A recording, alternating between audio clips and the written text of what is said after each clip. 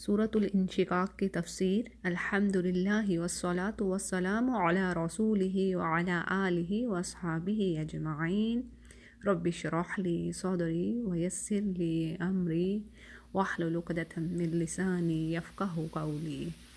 اعوذ باللہ من الشیطان الرجیم، بسم اللہ الرحمن الرحیم۔ سورۃ الانشقاق کی بیک گراؤنڈ کو دیکھتے ہیں۔ یہ مکہ معظمہ کے ابتدائی دور کی نازل شدہ صورتوں میں سے ایک سورہ ہے، اور پہلی آیت کے لفظ انشقت سے اس کا نام آ رہا ہے، اور جس کے معنی ہے پھٹ جانا، یعنی اس میں آسمان کے پھٹنے کا ذکر آ رہا ہے۔ اور اس کا سبجیکٹ کیا ہے؟ یعنی پہلی آیات میں قیامت کی کیفیت بیان کی گئی ہے، کیسے قیامت کا منظر ہوگا، کس طرح آسمان پھٹ جائے گا، زمین پھیلا دی جائے گی، ہموار کر دی جائے گی، اور جو کچھ زمین کے اندر ہے وہ نکال باہر کرے گی زمین۔ اور اسی بات کو ہم سورہ زلزلہ میں بھی پڑھتے ہیں کہ زمین کے اندر جو کچھ ہے وہ اس دن نکال باہر کرے گی۔ وَأَخْرَجَتِ الْأَرْضُ أَثْقَالَهَا، یعنی اپنا بوجھ باہر نکال کرے گی۔ اور زمین کے اندر کیا بوجھ ہے؟ یعنی مردہ انسان، معدنیات جیسے سونا، چاندی، اور زمین کے باقی خزانے۔ اسی طرح بعد کی آیات میں یہ بتایا گیا ہے کہ انسان کو خواہ اس چیز کا شعور ہو یا نہ ہو، اس کو اللہ کی طرف تو جانا ہی ہے۔ اور دیکھیے اللہ سبحانہ تعالیٰ نے فرما دیا ہے کہ اللہ نے کوئی بھی بستی ایسی نہیں چھوڑی جہاں پر میسنجر کو نہ بھیجا گیا ہو، یعنی ان کو ڈرانے والا اور ان کو خوشخبری دینے والا نہ آیا ہو۔ یعنی اللہ ایسا نہیں ہے کہ اللہ کسی بستی کو ہلاک کر دے اس سے پہلے کہ ان پر کوئی حجت قائم کر دی جائے، یعنی ان کے پاس کوئی میسنجر آ جائے۔ تو اللہ نے اس کی ہدایت کا ساماں کیا، لیکن اب انسان اس چیز سے آنکھیں چرا رہا ہے، اس کو ڈینائی کر رہا ہے، یعنی قیامت کے دن کو جھٹلاتا ہے کہ وہ نہیں آنے والی۔ تو ایسا نہیں ہو سکتا کہ اس کے کہنے سے یہ ہو جائے، اور چاہے تو وہ کتنا ہی اپنے رب کی ملاقات سے منہ پھیرتا رہے۔ تو ہونا کیا ہے کہ اس کو اپنے رب کے سامنے حاضر ہونا ہے، اور پھر وہاں پہ انسان دو حصوں میں بٹ جائیں گے، اور ایک وہ ہوں گے جن کا نامہ اعمال ان کو رائٹ ہینڈ میں دیا جائے گا، جو ان کی بک آف ڈیڈز ہے۔ پھر اسی طرح دوسرا گروہ کون سا ہوگا؟ جو لیفٹ سائڈ بھی ہوگا، بائیں طرف، اور ان کا اعمال نامہ بھی ان کو بائیں طرف سے دیا جائے گا۔ اور کیا ہوگا؟ یہ قرآن کریم میں ہم بہت ساری آیات میں دیکھتے ہیں، بہت ساری سورہز میں آپ کو پتہ چلتا ہے۔ جیسے سورۃ الحاقہ میں بھی ہم پڑھتے ہیں فَأَمَّا مَنْ أُوتِيَ كِتَابَهُ بِيَمِينِهِ فَيَقُولُ هَاؤُمُ اقْرَءُوا كِتَابِيَهْ، یعنی اس وقت جس کا نامہ اعمال اس کے سیدھے ہاتھ میں دیا جائے گا تو وہ کہے گا لو دیکھو، پڑھو میرا نامہ اعمال، میں سمجھتا تھا کہ مجھے ضرور حساب ملنے والا ہے۔ فَهُوَ فِي عَيْشَةٍ رَاضِيَةٍ، اور وہ من پسند زندگی میں ہوگا، یعنی وہ جنتی ہوگا، وہ صالح انسان ہوگا۔ اور یہ ورڈ ہا امو، یہ اس کا نعرہ ہے خوشی سے، یعنی وہ اپنا اعمال نامہ لے کر اپنے رشتہ داروں کے پاس پلٹے گا خوشی سے، اور یہ نعرہ لگائے گا کہ دیکھو پڑھو میرا کتاب نامہ، مجھے تو یقین تھا کہ میں اللہ کے سامنے حاضر ہوں گا۔ اور اس کے برعکس بائیں طرف والے، جن کو اعمال نامہ ان کے بائیں ہاتھ میں دیا جائے گا، وہ اپنی موت کو پکاریں گے، اور دنیا کی زندگی میں وہ یہ یقین رکھتے تھے کہ انہیں واپس نہیں لوٹنا۔ جیسے قرآن کریم میں اللہ سبحانہ تعالیٰ نے کافروں کی اس قول کو، ان کی بات کو منشن کیا ہے۔ قَالُوا أَإِذَا مِتْنَا وَكُنَّا تُرَابًا وَعِظَامًا أَإِنَّا لَمَبْعُوثُونَ، یعنی کیا کہتے ہیں کہ جب ہم مٹی ہو جائیں گے، ہماری ہڈیاں گل سڑ جائیں گی، تو کیا ہم دوبارہ اٹھیں گے، ہمیں دوبارہ اٹھایا جائے گا؟ تو ایسا ممکن نہیں ہے۔ لَقَدْ وُعِدْنَا نَحْنُ وَآبَاؤُنَا هَٰذَا مِن قَبْلُ، یعنی یہ تو ہم سے پہلے بھی وعدے کیے گئے اور ہمارے آباء سے بھی، اور یہ کچھ بھی نہیں ہے۔ إِنْ هَٰذَا إِلَّا أَسَاطِيرُ الْأَوَّلِينَ، یہ تو بس پچھلوں کی کہانی ہے، یعنی ہم اس چیز پہ بلیو نہیں کر رہے۔ تو قرآن کریم میں یہ جو الفاظ ہیں کم و بیش اسی طرح کے مفہوم کے آپ کو بہت ساری آیات ملتی ہیں۔ اور پھر سورۃ الانشقاق کی جو آخر میں بات آتی ہے وہ یہ کہ آخر میں ان کفار کو دردناک سزا کی خبر دی گئی ہے، اور دوسری طرف جو لوگ اللہ پر ایمان لا رہے ہیں اور عمل صالح کر رہے ہیں ان کے لیے اجر غیر ممنون، یعنی بے حساب اجر کا وعدہ کیا جا رہا ہے۔ تو جی یہ رہی تھوڑی سی سورۃ الانشقاق کی بیک گراؤنڈ، اگرچہ ہم قرآن کریم کی آیات کو سمجھنے کا صحیح حق نہیں ادا کر سکتے۔ تو جی پہلی آیت کو دیکھتے ہیں۔ اِذَا السَّمَاءُ انشقت، جب آسمان پھٹ جائے گا، وَأَذِنَتْ لِرَبِّهَا وَحُقَّتْ، اور اپنے رب کے حکم کی تعمیل کرے گا۔ اب دیکھیں یہ جو آذنت لِرَبِّهَا کا ورڈ ہے، اس کے لفظی معنی ہے وہ اپنے رب کا حکم سنے گا، لیکن عربی زبان میں محاورے کے طور پر آذن لہو کے معنی صرف یہی نہیں ہوتے کہ وہ حکم سنے گا، بلکہ اس کا مطلب ہوتا ہے کہ اس نے حکم سن کر اس پر تعمیل کی، اور اس طرح تعمیل کی یعنی اس کو اس طرح مانا، سبمیشن اس طرح کی کہ ذرا سی بھی سرتابی نہیں کی، یعنی ذرا سا بھی وہ اس چیز سے پیچھے نہیں ہٹا اپنے عمل میں، اپنی تعمیل میں۔ اور دیکھیں قیامت کے دن یہ جو آسمان کی حالت ہوگی، ہمیں دوسری سورج میں بھی اس کا ذکر ملتا ہے، جیسے سورہ تکویر میں ہم پڑھتے ہیں وَإِذَا السَّمَاءُ كُشِطَتْ، یعنی اس دن کیا ہوگا، آسمان کی جو کھال ہے وہ کھینچ دی جائے گی۔ اور اسی طرح سورۃ الانفطار میں آتا ہے اِذَا السَّمَاءُ انفطرت، یعنی جس دن آسمان پھٹ جائے گا، وَإِذَا الْكَوَاكِبُ انتثرت، اور اس دن ستارے بے نور ہو جائیں۔ اور سورۃ تکویر میں ہے اِذَا الشَّمْسُ كُوِّرَتْ، اور جب سورج لپیٹ دیا جائے گا۔ پھر اسی طرح ہم سورہ نبا میں بھی دیکھتے ہیں آسمان کے بارے میں کہ آسمان کیسا ہوگا، اس دن دروازے دروازے ہو جائے گا۔ یعنی آج جو ہم اپنی آنکھ سے غیب کی چیزیں نہیں دیکھ پاتے، تو اس دن ہر چیز کا پردہ ہٹ جائے گا اور سب کچھ انسان کو نظر آ رہا ہوگا، اور قیامت کا جو منظر ہے یہ 38 جز کی سورات میں بہت زیادہ آپ کو ملے گا۔ تو جی اگلی آیت کو دیکھتے ہیں وَإِذَا الْأَرْضُ مُدَّتْ، اور زمین کو پھیلا دیا جائے گا، وَأَلْقَتْ مَا فِيهَا وَتَخَلَّتْ، اور وہ ڈال دے گی جو کچھ اس کے اندر تھا، وَتَخَلَّتْ، اور وہ خالی ہو جائے گی۔ اور یہاں پر زمین کے پھیلا دینے کا مطلب یہ ہے کہ پہاڑ ریزہ ریزہ کر دیے جائیں گے، اور زمین کی ساری اونچ نیچ برابر کر کے اس کو ایک ہموار میدان میں تبدیل کر دیا جائے گا۔ اور پھر اگلی بات وَأَلْقَتْ مَا فِيهَا وَتَخَلَّتْ، یعنی جو کچھ اس کے اندر ہے وہ نکال دے گی باہر، یعنی اس میں جو مردے دفن ہیں سب زندہ ہو کر باہر نکل آئیں گے، اور جو خزانے اس کے پیٹ میں موجود ہیں وہ انہیں ظاہر کر دے گی، اور خود بالکل خالی ہو جائے گی۔ اور اس کا مطلب یہ بھی ہے کہ جس طرح زمین مردہ انسانوں کو اپنے پیٹ سے باہر نکالے گی، اسی طرح ان کے اعمال کی جو شہادتیں ہیں، یعنی جو گواہی ہے وہ اس کے اندر موجود ہوگی، وہ بھی سب پوری کی پوری باہر آ جائے گی، اور کوئی چیز بھی چھپی نہیں رہے گی اور دبی ہوئی نہیں رہے گی۔ اور اگلی آیت ہے وَأَذِنَتْ لِرَبِّهَا وَحُقَّتْ، یعنی وہ اپنے رب کے حکم کی تعمیل کرے گی، اور اسی کے لیے حق یہی بات ہے، یعنی کہ وہ تعمیل کرے اپنے رب کے حکم کی، یعنی اس کو حکم دیا جائے گا اور اس کے مطابق وہ عمل کرے گی۔ اور آگے بات آ رہی ہے یا ایھا الانسان انک قادح الی ربک قدحا فملاقی، یعنی اے انسان تو اپنے رب سے ملنے تک یہ کوشش اور تمام کام اور محنتیں کر کے اس سے ملاقات کرنے والا ہے۔ اب دیکھیں اس آیت میں انسان کا ورڈ استعمال ہوا ہے، کیا مطلب ہے اس کا، کہ اللہ سبحانہ و تعالیٰ یہاں پر مومن اور کافر دونوں سے مخاطب ہے۔ یہاں انسان بطور جنس کے ہے، یعنی جس میں مومن اور کافر دونوں آ جائیں گے، یعنی دونوں کو کہا جا رہا ہے، دونوں مخاطب ہیں۔ اور آگے جو الفاظ آ رہے ہیں قادح الی ربک قدحا، قدحن کے معنی سخت محنت کے ہیں، یعنی وہ محنت جو انسان خیر کے کاموں کے لیے کرتا ہے یا پھر برائی کے کاموں کے لیے کرتا ہے۔ یعنی دیکھیں برے کام کرنے میں بھی محنت اور اچھے کام کرنے میں بھی محنت۔ اور اللہ سبحانہ وتعالیٰ فرما رہے ہیں کہ کیا ہوگا اس دن قیامت کے روز ہر انسان اپنا کیا ہوا دیکھ لے گا، یعنی جو اچھے اعمال کرتا رہا ہے زندگی میں وہ اپنا اچھا اس کا بدلہ بہترین بدلہ پائے گا۔ جیسے سورہ نمل میں بات آتی ہے من جاء بالحسنۃ فلہ خیر منہا، یعنی جو تو اچھائی لے کے آیا، نیکی لے کے آیا، اس کے لیے کیا ہے، اس سے بہترین، فلہ خیر منہا، اس سے بہتر بدلہ پائے گا وہ جو اس نے اچھا کام کیا۔ اور وہم من فزع یومئذ آمنون، یہ بہت بڑی بات ہے، یہ بڑی خوبصورت آیت ہے، یعنی انسان کے لیے فائدہ ہی فائدہ کیا ہے کہ اللہ فرما رہے ہیں کہ ایک تو تم جو نیکی لے کے آ رہے ہو اس کے بدلے میں اس سے بڑھ کر اس سے بہترین دوں گا، اور دوسرا وہم من فزع یومئذ آمنون، یعنی جس دن ہر کوئی پریشانی کی حالت میں ہوگا، ہے نا، قیامت کا دن اللہ نے کہا سب سے سخت ترین دن وہ ہوگا جو بچوں کو بوڑھا کر دے گا۔ اور اس دن کیا ہوگا، جو نیک عمل کرنے والا ہے، جو صالح ہے، اس کے لیے وہم من فزع یومئذ آمنون، وہ امن والی ہوں گے، سلامتی میں ہوں گے، نہ کوئی ان پر خوف، لا خوف علیہم ولا هم یحزنون، اللہ تعالیٰ ہمیں ان میں سے کرے۔ تو یہ اللہ سبحانہ وتعالیٰ فرما رہے ہیں کہ دیکھو اس دن ایسا ہوگا کہ ایک تو ان پر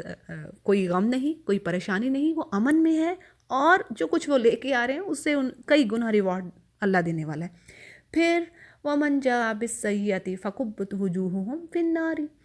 اور جو برائی لے کے آ رہے ہیں ان کے الٹے منہ، ان کو یعنی ان کے منہوں کے بل ان کو نیچے گرایا جائے گا آگ میں، اور یہی ان کا بدلہ ہے، هَلْ تُجْزَوْنَ إِلَّا مَا كُنْتُمْ تَعْمَلُونَ۔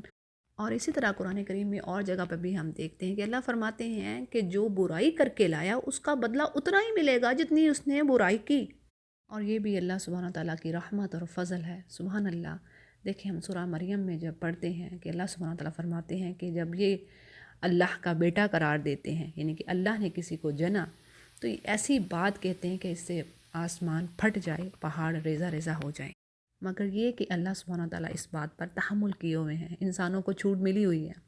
اسی طرح سورۃ البقرہ میں اللہ سبحانہ تعالیٰ فرماتے ہیں وَمِنَ النَّاسِ مَن يَتَّخِذُ مِن دُونِ اللَّهِ أَندَادًا يُحِبُّونَهُمْ كَحُبِّ اللَّهِ، یعنی لوگوں میں سے کچھ ایسے ہیں کہ جو اللہ کے سوا اس کا شریک بناتے ہیں، پارٹنر ٹھہراتے ہیں، اور وہ ان سے پھر محبت رکھتے ہیں، یعنی ان شریک کاروں سے ایسے محبت رکھتے ہیں جیسے محبت اللہ سے رکھنی چاہیے، یعنی ایسی محبت رکھتے ہیں جو اللہ سے ہونی چاہیے، جو خالق ہے ان کا، جو ان کو بنانے والا ہے، جس نے زندگی دی اور رزق دیا اور موت تک اس کی حفاظت بھی کی۔ لیکن اس کے برعکس انسان کیسا ناشکرا اور جاہل ہے کہ جو جگہ اللہ کے دینے والی تھی اس نے شریکوں کو دے دی۔ پھر آگے اللہ فرماتے ہیں وَالَّذِينَ آمَنُوا أَشَدُّ حُبًّا لِلَّهِ، اگرچہ یہ جو کافر ہیں، اگرچہ یہ جو اللہ پہ بلیو نہیں کر رہے، وہ اپنے شریک کاروں سے بڑی محبت رکھتے ہیں، لیکن جو اللہ کے بندے ہیں، جو اللہ پر ایمان رکھنے والے ہیں، وہ شدید ہیں اللہ کی محبت میں، یعنی ان سے بڑھ کر ہیں، شدید ہیں وہ اللہ کی محبت میں۔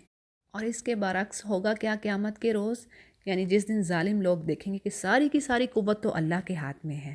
اور ان کے جھوٹے معبود ان کے ذرا بھی کام نہیں آ سکیں گے۔ جیسے سورۃ البقرہ میں ہی ہے کہ جھوٹے معبود جو ہیں اپنے تابعداروں سے بیزار ہو جائیں گے اس دن، اور جب وہ عذاب کو اپنی آنکھوں سے دیکھیں گے اور سارے کے سارے رشتے ناطے ٹوٹ جائیں گے، اور جو ان کے فالوورز ہیں، جو تابعدار ہیں، وہ کہنے لگیں گے کاش ہم دنیا کی طرف دوبارہ جائیں تو ہم بھی تم سے ایسے ہی بیزار ہوں جیسے آج ہی ہم سے ہیں۔ اور اسی طرح اللہ سبحانہ تعالیٰ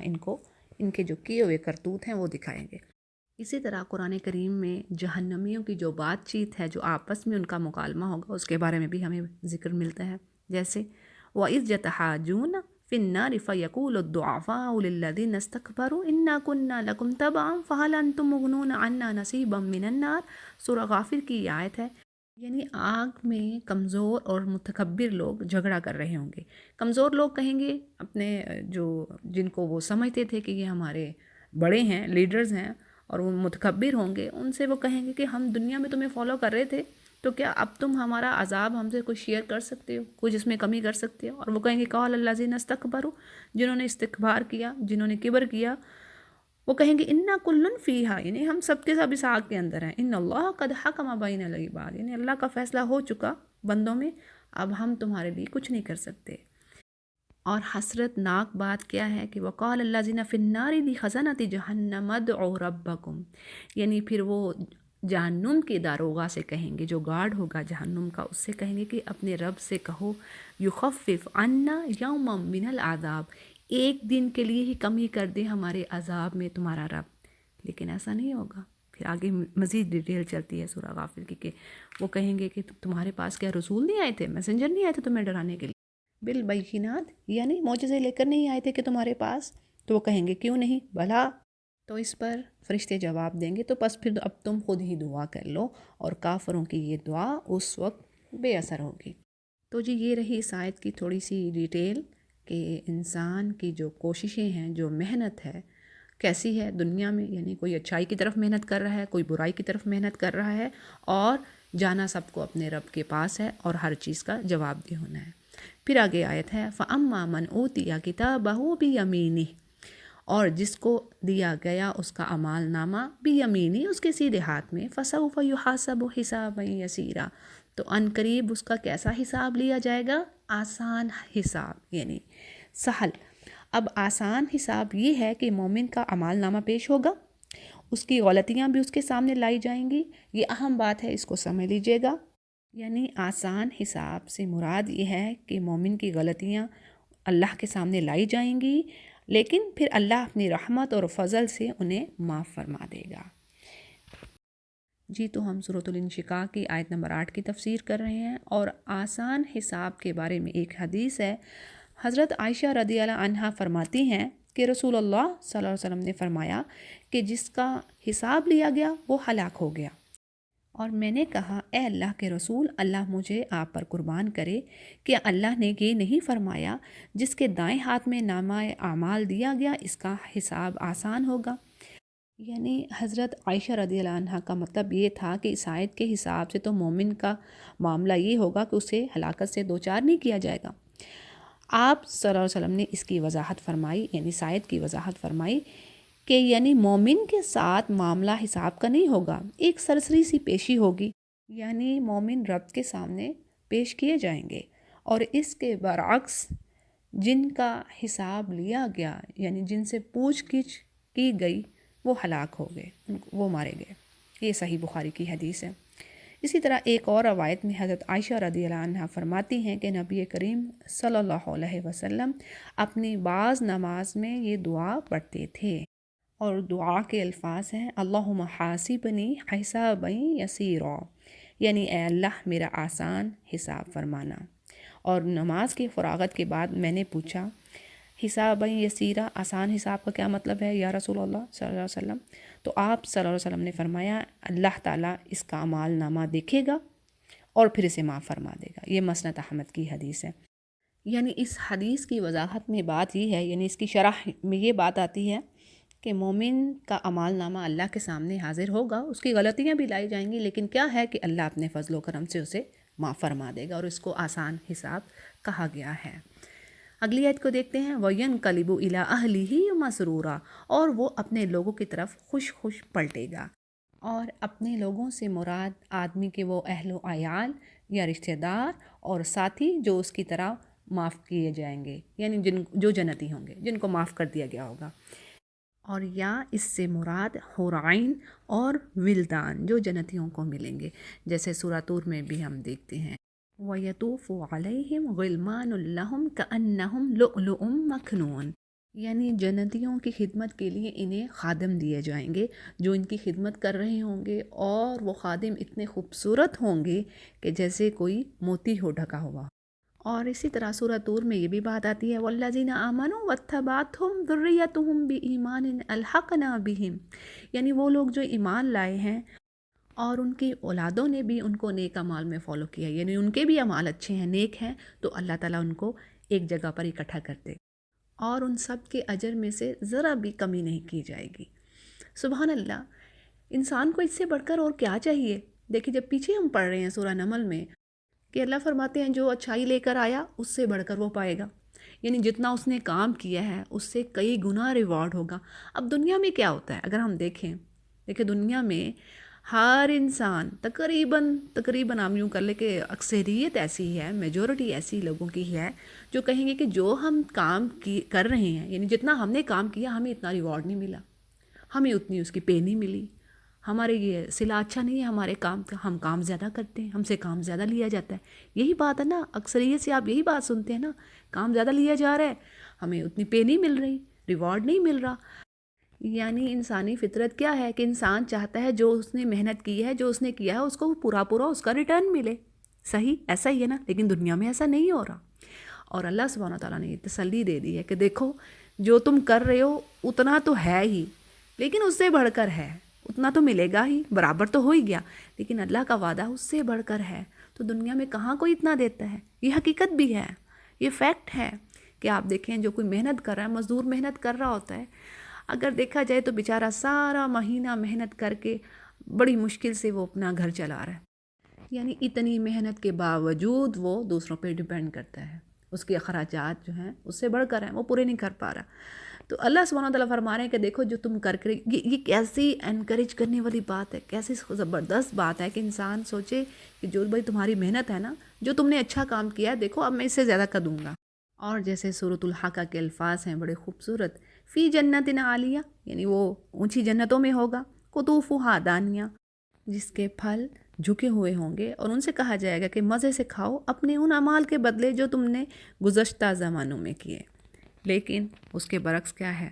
جیسے اگلی آیات میں ہے وَأَمَّا مَنْ أُوتِيَ كِتَابَهُ وَرَاءَ ظَهْرِهِ، اور جس کا اعمال نامہ اس کی پیٹھ کے پیچھے سے دیا جائے گا، فَسَوْفَ يَدْعُو ثُبُورًا، تو وہ موت کو پکارے گا، یدعو پکارے گا، وَيَصْلَىٰ سَعِیرًا، اور وہ بھڑکتی ہوئی آگ میں جا پڑے گا۔ انہو کان فی اہلہ مسرورا، اور وہ اپنے گھر والوں میں مگن تھا،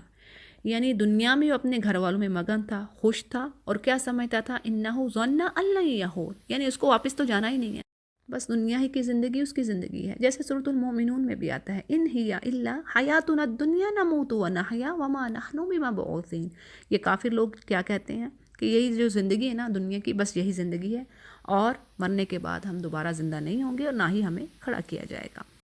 دیکھیں سمپل سی بات ہے کہ اگر کوئی انسان اس بات کا خوف رکھتا ہو کہ میری پکڑ ہوگی، یا دنیا میں بھی آپ سوچیں کہ دنیا میں بھی انسان اس بات کا یقین کر لے کہ یہ جو دنیا ہے مکافاتی عمل ہے، یعنی کہ اگر برا کام کر رہا تو اس کو پھر بدلہ اس کا دنیا میں بھی ملے گا. بعض لوگ یہ سوچ لیتے ہیں، نان بلیورز بھی اس بات کو سوچ لیتے ہیں کہ آج ہم برا کر رہے ہیں تو کل کو ہم برا ہی اس کا انجام دیکھیں گے. لیکن کیسی بات ہے کہ وہ اس ہستی کے ہی منکر ہیں جس نے انہیں پیدا کیا، سب کچھ دیا، جسم دیا، صلاحیتیں دی، قوتیں دی، اور وہ عقل ہی نہیں رکھتے اس چیز کو کہ ہمیں کوئی بنانے والا ہے، کسی نے ہمیں بھیجا ہے، اور آخر اس کے سامنے اس کے پیارے بھی جاتے ہیں دنیا سے. لیکن وہی بات ہے کہ اللہ نے فرما دیا جن کے اوپر کلمہ عذاب ثابت ہو گیا ہے اب وہ نہیں مان لانے کے، یا پھر جن کے دلوں پر اللہ نے مہر لگا دی وہ واپس نہیں پلٹیں گے. اور اس کی بڑی وجہ اس کی خواہشات، اس کی ڈیزائر اس کو اللہ کی طرف نہیں آنے دیتی. کیوں؟ پابندیاں ہیں اسلام میں، چیزیں ہیں جو اس کو نہیں بھاتی. اور ویسے بھی اللہ سبحانہ تعالیٰ نے فرما دی کہ جس کو ہدایت آنی ہے، دیکھیں کوئی کس ایج میں بھی اس کو ہدایت آ جاتی ہے. اور سورۃ القصص میں ہم دیکھتے ہیں انک لا تہدی من احببت ولکن اللہ یہدی من یشاء، یعنی ایسا نہیں ہو سکتا کہ جس کو آپ چاہتے ہیں، جسے آپ محبت کریں، اس کو آپ ہدایت بھی دے دیں. نہیں، ہدایت کیونکہ اللہ جانتا ہے کہ ہدایت کس کو آنی ہے، کون سیدھے راستے پہ آ جائے گا، اور اللہ واقف ہے. پھر آگے اللہ نے بڑی پیاری بات کر دی، وَهُوَ أَعْلَمُ بِالْمُهْتَدِينَ، وہ خوب جانتا ہے پرہیزگاروں کو، یعنی سیدھے راستے پہ آنے والوں کو وہ خوب جانتا ہے. یعنی یہ ہم دعا کر سکتے ہیں اپنوں کے لیے بھی. اب دیکھیں مسلمان ہونے کے باوجود اگر ہم اللہ کے احکامات پر عمل نہیں کر رہے، اگر ہم ریچولز بھی ادا نہیں کر رہے، تو کیا ہے؟ ہمارا ایمان نہیں، ایمان کی کمزوری، شدید کمزوری. نماز ادا نہیں کی جا رہی، قرآن نہیں پڑھا جا رہا. کیا ہے یہ؟ اس سے بڑا خسارہ کیا ہے کہ اللہ نے زندگی دی، مہلت دی، وقت دیا، لیکن کچھ بھی نہ کر کے گئے. اور بعض ہم اپنے ارد گرد دیکھتے ہیں اپنے پیاروں کو، دل کرتا ہے، لیکن بات وہی ہے کہ انک لا تہدی من احببت. اللہ جانتا ہے کہ کس کو کب میں نے ہدایت دینی ہے، اور یہ انسانوں کے بس کی بات نہیں. جیسے انبیاء سے بھی کہہ دیا گیا، رسول اللہ صلی اللہ علیہ وسلم کے چچا کتنے محبوب تھے انہیں، ابو طالب، لیکن وہ ایمان نہ لائے. اچھا جی، ان آیات کے حوالے سے یعنی کہ جو کافر جو کہے گا دیکھ کے اس دن اپنا اعمال نامہ، تو سورۃ الحاقہ کے کیا الفاظ ہیں؟ یعنی سورۃ الحاقہ میں بات آتی ہے وَأَمَّا مَنْ أُوتِيَ كِتَابَهُ بِشِمَالِهِ، یعنی جب ان کا اعمال نامہ ان کو بائیں طرف سے دیا جائے گا، فَيَقُولُ، تو کیا کہے گا کافر؟ یا لیتنی لم اوت کتابیہ، یعنی کاش کہ میرا کتاب نامہ مجھے ملتا ہی نہ، وَلَمْ أَدْرِ مَا حِسَابِیہ، اور میں جانتا ہی نہ میرا حساب کیا تھا. یا لیتہا کانت القاضیہ، اے کاش کہ موت ہی میرا کام تمام کر دے. ما اغنی عنی مالیہ، اور میرے مال نے بھی مجھے نفع نہ دیا. ہلک عنی سلطانیہ، اور میرا غلبہ بھی مجھ سے جاتا رہا. اور پھر کیا حکم ہوگا؟ خذوہ فغلو، پکڑو اس کو اور اس کو توق پہنا دو، پھر اسے دوزخ میں ڈال دو، ثم الجحیم صلو. تو یہ انجام ہے کافر کا اس دن جو آج تو دنیا کما رہا ہے. اب دیکھیں ایک چیز ہم سورۃ الکاف میں بھی دیکھتے ہیں نا، کہ جہاں پہ اللہ سبحانہ وتعالیٰ نبی کریم صلی اللہ علیہ وسلم سے فرماتے ہیں کہ آپ کو یہ جو کافر ہیں کسی دھوکے میں نہ ڈال دیں. یعنی کہ دنیا کی زندگی میں تو ان کو بڑا کچھ دیا ہوا ہے اللہ نے، ان کو مال بھی دیا ہوا ہے، ان کو اولاد، اور آج بھی تو ہم دیکھیں دنیا کیسی ملی ہوئی ہے کافر کو، لیکن اللہ کے سامنے اس کی کوئی حیثیت نہیں ہے. اور اللہ فرما رہے ہیں دیکھیں آپ کو ان کا اٹھنا بیٹھنا، ان کا یہ جو مال و دولت ہے، یہ آپ کو کسی دھوکے میں نہ ڈالے، یہ تو بس چند دن کی بات ہے. یعنی متاع غرور، تھوڑی دیر کی یہ متاع ہے، نعمت ہے، اور یہ یہی پہ رہ جانی ہے. اور پھر ہم پڑھ رہے ہیں دیکھیں 30واں پارہ سارا ہی چیز سے بھرا ہوا ہے. سورہ نازعات کی آخری جو آیت ہے اس میں کیا دیکھتے ہیں کہ اس دن انسان کہے گا میں تو بس تھوڑا سا ٹائم رہ کے آیا ہوں، دن کا آدھا حصہ، کچھ حصہ، بس میں اتنا ہی رہ کے آئی ہوں زندگی میں. تو یہ اللہ فرماتے ہیں کہ دیکھو یہ جو ان کے جو آج ان کو چیزیں اللہ نے دے رکھی ہیں نا، اس سے بندہ مومن کو دھوکے میں نہیں آنا چاہیے، اور اس کو جان لینا چاہیے کہ اسی چیز سے ان کی آزمائش ہوگی، یعنی اس دنیا سے، دنیا دے کے اللہ آزما رہا ہے ان کو۔ اور قرآن کریم میں جب پچھلی قوموں کے بارے میں ہم پڑھتے ہیں تو کیا دیکھتے ہیں کہ اللہ سبحانہ وتعالیٰ فرماتے ہیں کبھی کسی کو میں نے مشکل میں نہیں پکڑا، یعنی ایسا نہیں ہے کہ میں کسی کو ہلاک کر دوں، کسی کے اوپر حجت قائم کر دوں اور وہ بیچارے برے حالوں میں ہوں، نہیں، اللہ فرماتے ہیں کہ ہم نے ہر نافرمان بستی کو تب پکڑا جب اللہ نے ان کے اوپر نعمتوں کی فراوانی کر رکھی تھی، یعنی نعمتوں کا اہتمام کر رکھا تھا، اور اس کے باوجود ان کی طغیانی، ان کی سرکشی اور نافرمانی عروج پہ تھی اور وہ اپنی مستیوں میں تھے۔ اور بات یہ ہے کہ اگر ہم پچھلی قوموں سے لیسن لیتے ہیں تو آج بھی آپ دیکھ لیں اسی طرح ہے، آج بھی کچھ حالات مسلمانوں کے ایسے ہیں کہ اگرچہ مسلمانوں کے مادی حالات، جو دنیاوی حالات بہتر نہیں ہیں، لیکن اس کے باوجود اللہ سبحانہ تعالیٰ فرما رہے ہیں کہ اگر تم نیک اعمال کرنے والے ہو، تم اللہ پہ یقین رکھو تو اللہ سننے والا ہے۔ اور اللہ تعالیٰ، نبی کریم صلی اللہ علیہ وسلم کی دعا ہے نا کہ اللہ میری قوم کو فراغت کی روزی عطا فرما، یعنی اتنی روزی دے کہ ان کو وہ پوری ہو جائے، کسی کے وہ آگے ہاتھ پھیلانے والے نہ ہوں۔ تو بات یہ ہے کہ جی رزق حلال تھوڑا بھی ہوگا اس میں برکت ہوگی، رحمت ہوگی اور سکون ہوگا، اور حرام کا مال چاہے ڈھیر بھی ہوگا اس میں بے برکتی اور بے سکونی اور ذلت ہوگی۔ اگلی آیات کو دیکھتے ہیں۔ بس نہیں، میں قسم کھاتا ہوں شفق کی اور رات کی اور جو کچھ وہ سمیٹ لیتی ہے، اور چاند کی جبکہ وہ ماہ کامل ہو جاتا ہے، تم کو ضرور درجہ بدرجہ ایک حالت سے دوسری حالت کی طرف گزرتے چلے جانا ہے۔ یہ آیات ویسے تو پڑھنے میں آپ کو چاند اور سورج کی بات ہو رہی ہے، ان کے گھٹنے بڑھنے کی بات ہو رہی ہے، لیکن ان پہ اگر تدبر کیا جائے تو یہ اپنے اندر بڑا گہرا مطلب لیے ہوئے ہیں۔ یعنی اللہ تعالیٰ یہاں پہ یہ فرما رہے ہیں تمہیں ایک حالت میں نہیں رہنا، یعنی کہ انسان کو ایک حالت میں نہیں وہ رہتا، یعنی یہاں پہ پرماننٹ کوئی چیز نہیں ہے، پرماننٹ کوئی کام نہیں ہے، بلکہ جوانی سے بڑھاپے، بڑھاپے سے موت، یعنی پہلے بچے سے جوان ہوا، جوان سے بڑھاپے کی طرف، اور بڑھاپے سے موت کی طرف، اور موت سے برزخ، اور برزخ سے دوبارہ زندگی، اور دوبارہ زندگی سے میدان حشر، پھر حساب کتاب، پھر جزا سزا کی، اور یہ ساری بے شمار منزلوں کو طے کر کے اس کے بعد جو ہے اس کو آخری ٹھکانہ یا تو جنت یا پھر جہنم۔ ان چیزوں سے یہاں یہ جو سمپل سی آیات لگ رہی ہیں، لیکن ان کا یہ جو ہے اللہ تعالیٰ یہ ہمیں بتا رہے ہیں کہ تغیر، یعنی کوئی چیز پرماننٹ نہیں ہے، یہاں پہ ہر چیز جو ہے وہ حرکت میں ہے۔ اور اس پر 3 چیزوں کی قسم کھائی گئی ہے۔ سورج ڈوبنے کے بعد جو شفق کی سرخی ہوتی ہے، دن کے بعد جب رات کی تری مغرب اور جو ہو رہی ہوتی ہے اس وقت جو ٹائم ہوتا ہے سورج کے ڈوبنے کے بعد کی شفق جو ہے وہ، اور اس میں بہت سے انسانوں حیوانوں کا سمٹ آنا جو دن کے وقت زمین میں پھیلے بھی رہتے ہیں، یہ ساری چیزیں اس وقت میں ہو رہی تھیں۔ اور چاند کا جو ہے باریک جو ہلال سے درجہ بدرجہ بڑھ کر بدر کامل مکمل جو گولائی اختیار کر جانا، یہ گویا یہ وہ چند چیزیں ہیں جو اس بات کی اعلان کر رہی ہیں، جو اس بات کی گواہی دے رہی ہیں کہ اس کائنات میں کسی بھی چیز کو ٹھہراؤ نہیں، اور وہ کسی بھی کبھی بھی ایک چیز پہ ساکن نہیں رہ سکتا، وہ مسلسل تغیر اور درجہ بدرجہ تبدیلی کی طرف ہے، یعنی کہ تبدیلی آگے کی طرف اور آگے کی طرف اور آگے کی طرف۔ لہٰذا کفار کا یہ خیال صحیح نہیں کہ موت کی آخری ہچکی کے بعد کیا ہے کہ وہ ریزہ ریزہ ہو جائے گا۔ اور یہ جگہ جگہ مختلف مقامات پہ بھی ہم دیکھتے ہیں کہ کافروں کا اللہ تعالیٰ نے ان کے یہی خیال کی اکثر جگہ پہ نشاندہی کی ہے قرآن کریم میں، جیسے سورہ سجدہ میں بھی اللہ تعالیٰ فرما رہے ہیں کہ یہ کافر کیا کہتے ہیں۔ سورہ سجدہ کی آیت نمبر 10 میں یہ کہتے ہیں وقالوا، اور وہ کہتے ہیں اذا ضللنا فی الارض، جب ہم زمین میں گم ہو، اور وہ کہتے ہیں اذا ضللنا فی الارض، جب ہم زمین میں نیست و نابود ہو جائیں گے، انا لفی خلق جدید، کیا ہم دوبارہ نئی جدید جو نہیں ہماری تخلیق ہوگی، بل ہم بلقاء ربہم کافرون، بلکہ وہ اللہ سے ملاقات، اپنے رب سے ملاقات سے ہی کفر کرتے ہیں۔ یعنی وہ کس بات پہ کفر کر رہے ہیں؟ وہ اللہ سے ملاقات سے ہی کرنے کو ہی کفر کر رہے ہیں۔ اسی طرح کی یہی اللہ سے ملنے سے کفر کرنے کا یہ جو بات آ رہی ہے اسی کے حوالے سے ایک دوسرے مقام پہ قرآن کریم میں اللہ تعالیٰ فرمایا ہے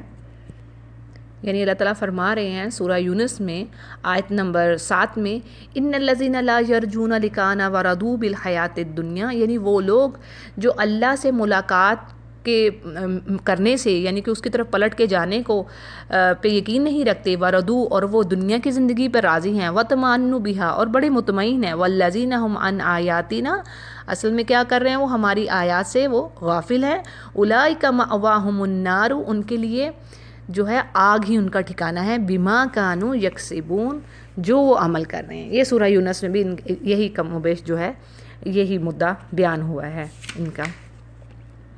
اگلی آیات کو دیکھتے ہیں۔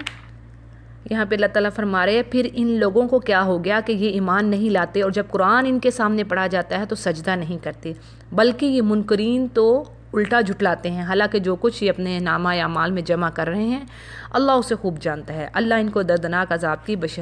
جو بشارت ہے وہ دیتا ہے، البتہ جو لوگ ایمان لے آئے ہیں اور جنہوں نے نیک عمل کیے ہیں ان کے لیے کبھی نہ ختم ہونے والا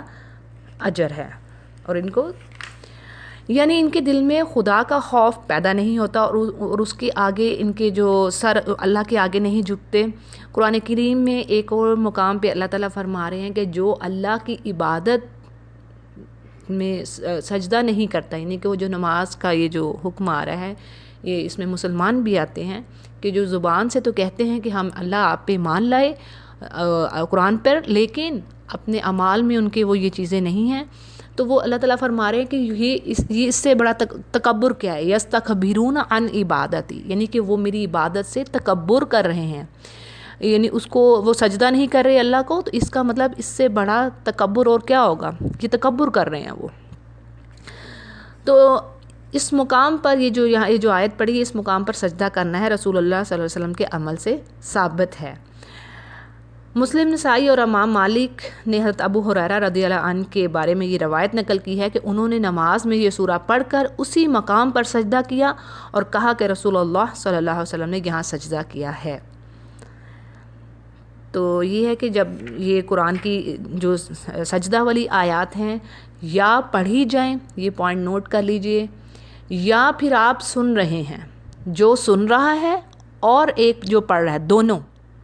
ٹھیک ہے، یہ بات کلیئر ہوگی، یعنی سننے والے پہ بھی واجب ہو جائے گا اگر وہ آیات کو سن رہا ہے، سجدہ والی آیات کو سن رہا ہے، اور پڑھنے والا بھی، یعنی دونوں پہ سجدہ جو ہے وہ واجب ہے اور اس نے سجدہ کرنا ہے۔ اور اس سجدہ کے بارے میں ضروری نہیں کہ آپ اگر تو ہم امام کے پیچھے کھڑے ہیں نماز کے اندر، وہ تو اسی وقت ہی پھر سجدہ ادا ہو جاتا ہے، کیونکہ امام اسی ٹائم پہ اسی وقت پر سجدہ کرتے ہیں۔ لیکن اگر آپ گھر میں تلاوت کر رہے ہیں قرآن کی یا بیٹھے ہوئے، تو وہ یہ کہ آپ کسی بھی وقت سجدہ کر سکتے ہیں، بہتر ہے کہ اسی ٹائم کر لیے جائے، لیکن اگر اسی ٹائم نہیں ہو رہا، کچھ دیر بعد بھی کر رہے ہیں تو بھی کوئی حرج نہیں ہے، لیکن افضل یہ ہے کہ اسی ٹائم پہ سجدہ کر لیا جائے۔